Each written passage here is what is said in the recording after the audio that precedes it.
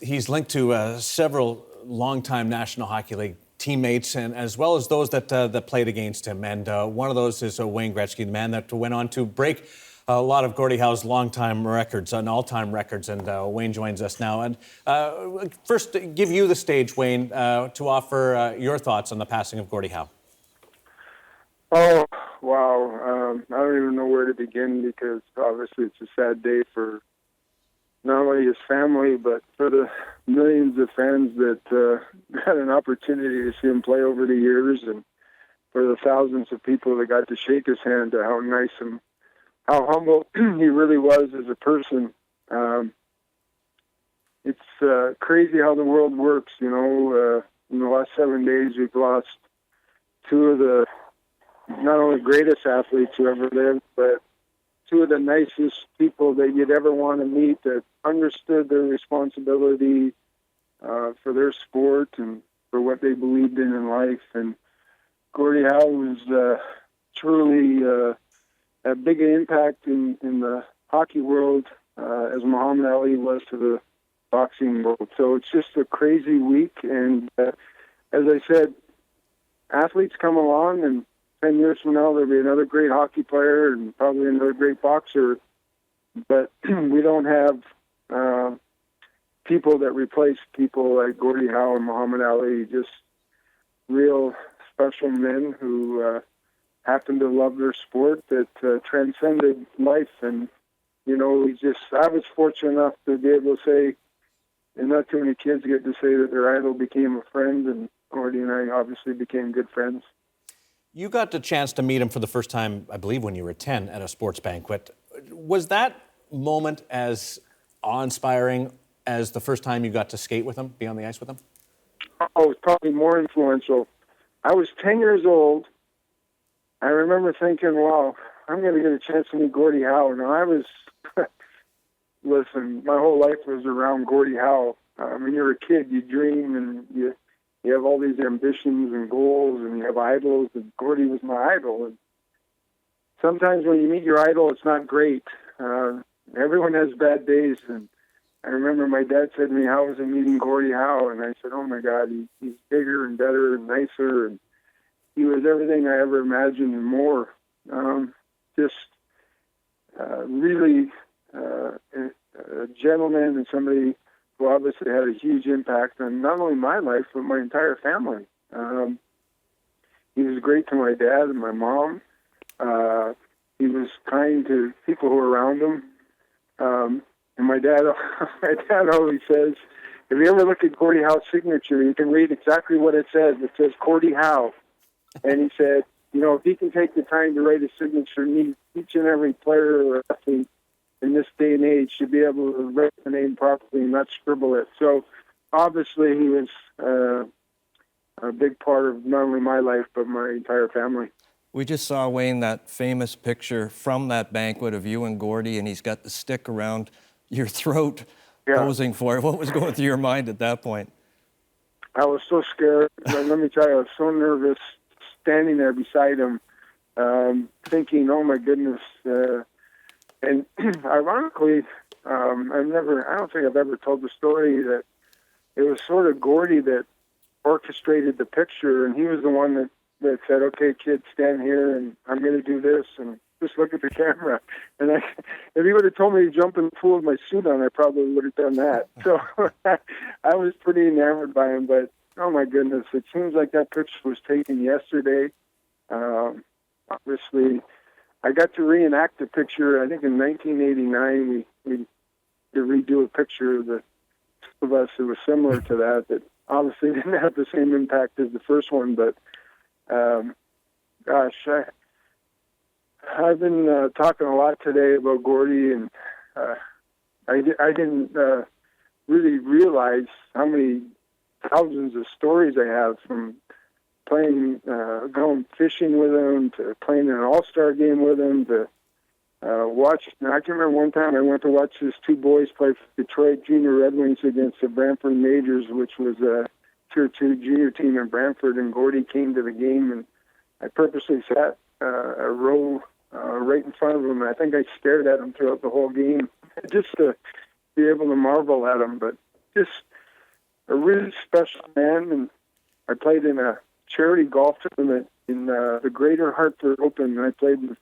Sammy Davis Jr., Gordie Howe, and Sam Snead. And somebody said to me, that Sam Snead, he can be a little bit testy and a little bit grumpy. And I was so nervous. I was a 19-year-old kid, and Gordie had invited me down to play in the tournament.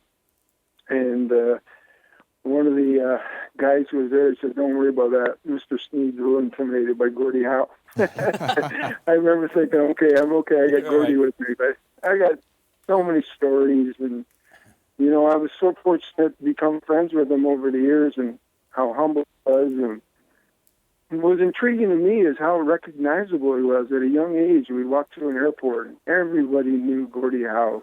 And Gordie always would stop, and he was always in a suit and tie. He'd always sign autographs, always took pictures. Just really Canadian and a special man. Wayne, there's no question that there's a deeper connection between players that carry the torch somewhat of being at the top of their game, and we see it in other sports as well. But when did you first realize that Gordie could be more than just, an acquaintance, and that the friendship could go deeper? And how often did you lean on that friendship when it came to certain things like advice? Mm-hmm. Oh, I got so many stories. I remember one time I just turned pro. I signed my contract in, I guess, June, and it was early July. We were at a charity dinner in Kitchener, Ontario. And I remember it like it was yesterday. My dad and I went, and Gus Bedelli had arranged for me to be part of the event, although I didn't have to speak. Gordie came in this nice black limousine, and I remember thinking, wow, that's pretty cool. And so anyway, we did the dinner, and Gordie and I chatted, and the only thing he told me that night is, now you've signed, you got to work even that much harder. And as we were pulling out there, my dad had this old car, and it wouldn't start.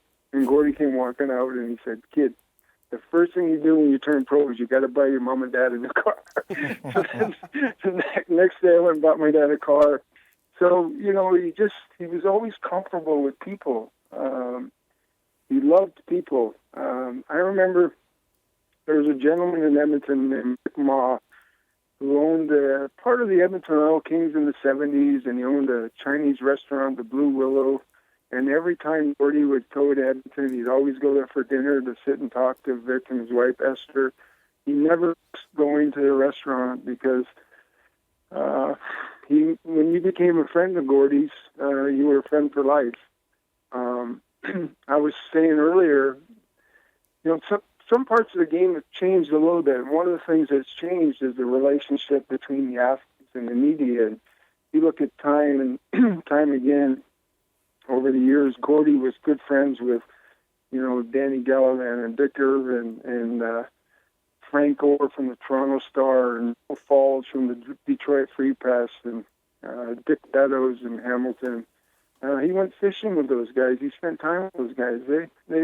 They truly were friends with Gordie. And so it was almost kind of like the Republicans and the Democrats. You got to reach across the aisle and become friends. And that's what Gordie did. He had that ability to be friends with everyone, whether you're a player or a reporter, a writer, a young kid. He was a special man. What was it like when he traveled with you when you were about to break his record? And it could have been 3 days or it could have been 3 months. And that trip. It was really embarrassing because, by that time, Gordie and I had become good friends. And part of me didn't want to break the record because I knew in my heart that the game had changed. What he amassed and what he accomplished in his career was a completely different era. We were obviously a more offensive era, and we had a 21-team league. He was mostly in a 6-team league. So I was the one who realized it more than maybe even other people. And what he's accomplished is probably more special than what I had done. So in some ways, I was a little bit embarrassed. And I remember saying to my dad in one of the games before we went to the rink, I was like, geez, I'm a little bit embarrassed here because, some part of me doesn't want to break Gordie's record. And I remember my dad saying, you know you're a good person is when you genuinely cheer for the other guy. And my dad said to me, Gordie Howe genuinely is cheering for you. He said that really doesn't matter a whole lot. What matters is that you understand and learn from him. So when someone comes along to break your record, that you have the same genuine feeling for that young man as that Gordie Howe has for you. And so, you know, those are sort of the special things that I always remember. Wayne, I'm really proud that when people speak of hockey players amongst other athletes, we always have, there seems to be an appreciation for, you know, the humbleness of a hockey player. Did Gordie start that for us? He was part of it, no question. Beliveau, Gordie, Bobby Orr, Mario, Messier. I mean, Bobby Hull. I can remember walking in the Oilers locker room in 1980 and going through there saying, you know, Bobby Orr would never do that, or Gordie Howe would never say that. It was just it was a pecking order that sort of went down, and you know, you sort of followed that. And if you didn't, you didn't have the same respect from the other players in the league as that you might think you do. And that's what makes our game so special. That we had guys like Bobby Orr and Paul Coffey and Messier and Mario Lemieux, and now the guys like Crosby, and of course Connor McDavid is the future. So the one thing they all have in common, they're good people. They're nice to fans. They're good to people. They're great to their families, and you know, they happen to be pretty special athletes, and that's pretty unique. Did your idol ever give you an elbow or a slash? Oh yeah, and I was saying earlier this morning, my first game I played against him, I was so excited. I was playing for the Indianapolis Racers, and he was playing on the New England Sailors, and he was winking at me the whole warm-up. The first couple shifts, I remember I stole the puck from him when I was so excited. I was skating the other way, and all of a sudden this big stick just came slashing down on my thumb. I thought I broke my thumb. And he took the puck from me, and he said, "Kid, don't ever take the puck from me." I said, "Well, that's never going to happen again." I remember I was sitting in the locker room. Gary Smith was an old goaltender. I was playing with the Indianapolis Racers, and I said, "Sweetie, I don't understand what just happened." I said, "He winked at me the whole warm-up." He said, "Wayne, he's not winking. He's got a blinking problem." I said, "Well, why didn't you tell me that before the game started?" How about that story from your first All-Star game, sitting beside Gordie in the dressing room before the game? Yeah, it was pretty remarkable because I went to we played a 3-game series against the Moscow Dynamo, and Jacques Demers was the coach, and I was picked on the team, and probably part of the reason I was picked because the games were in Edmonton. So I didn't anticipate to play one shift, and I would have been thrilled just to be part of it. And I walked in the morning skate the first day, and Jacques Demers said, "Kid, you're going to center Mark Howe and the old man." And I remember thinking, well, there's only one old man. And I said, I'm going to center Gordie and Mark Howe. And I remember thinking, oh, my Lord, I was so scared. And so the morning skate, they wanted to do some pictures. And we got a picture taken of Gordie and I at center ice, which turned out to be a great picture, one I'm really proud of. And actually, I have it home. But I said, Gordie, my sweater's too big. I said, I look like a baby here. I look like I'm 14 years old. And he said, I'll fix it. And he took a needle and thread and he sewed my sweater on the one side so it wasn't so big. And I remember thinking, here I am. I said, this kind of reminds me of my mom fixing my hockey equipment. Gordie Howe was sewing my jersey for the game. So I still have the jersey, and they show people all the time and said, Gordie Howe sewed this, which was pretty remarkable. That's unbelievable. We really appreciate your time. I know it's a difficult day for a lot of the hockey world, but especially for you, Wayne. Well, listen, it's nice to talk about him because, as I've said, he's a great man. All right, thanks, guys. Thank you, Wayne Gretzky, chatting with us about the career of Gordie Howe.